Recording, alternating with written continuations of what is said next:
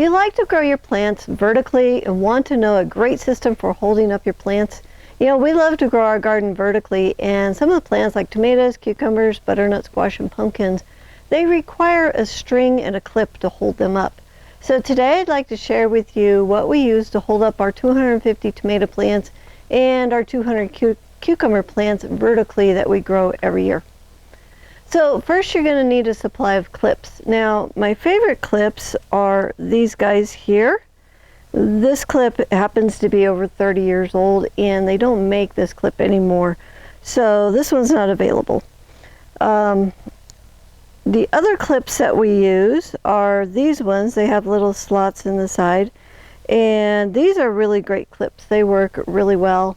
And this one is the Gordon terracotta clip, and it comes in a package of 100, and I'll typically use 6 to 8 clips per plant during a growing season, so we have a lot of these. I've tried the clear clips. They look like these, but they're clear, and I don't have any more left. We had like 1,000 of them and they've all broken, so I don't think they have any UV inhibitor in them, and they don't last. They won't hold up to the sun.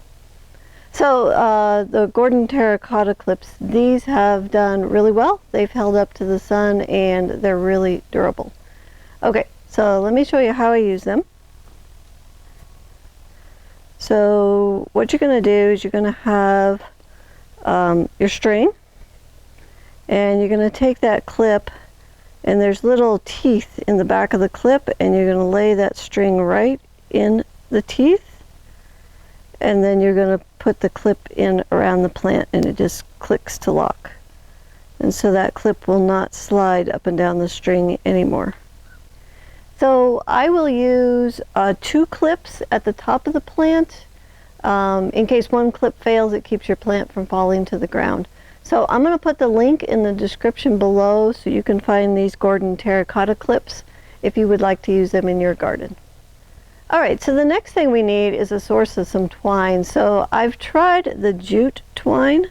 This is a piece of jute twine, but it breaks. It rots before one season is over, and it's dropped my plants on the ground just from the jute breaking. So even though natural is really great, this does not work for tying your tomatoes. So don't go with jute.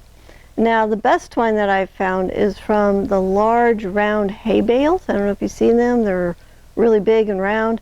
And if you have anybody in the area that feeds the big round bales of hay, they have the perfect twine on them.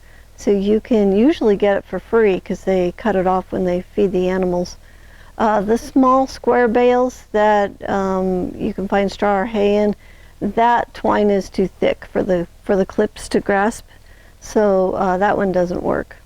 So if you know of anybody who's feeding the large round bales, you can get that. So this is the twine that has come off of one of the large round bales, and this one has probably been in service in the greenhouses for over 5 years, and it's still just super strong. So if you can find a source of used twine from the large round bales, go ahead and grab that. Now, if you can't find any of this, you can actually order tomato tying twine online, and it's really good for tying up your plants. And I'll put a link in the description below for you to go ahead and order some tomato tying twine if you can't find a free source. Alright, so when you get your twine, you want to just store it out of the sun so that it will last a little bit longer for you. You know, I really love growing plants vertically. And when you grow them vertically, it takes up a lot less space in the garden. The fruit doesn't rot because it's up off the ground, and you can control your pests better when your plants are up where you can reach them. So if you would like to learn a professional trellising system that we use here on the farm, I will put a link in the description below so you can go and learn our system.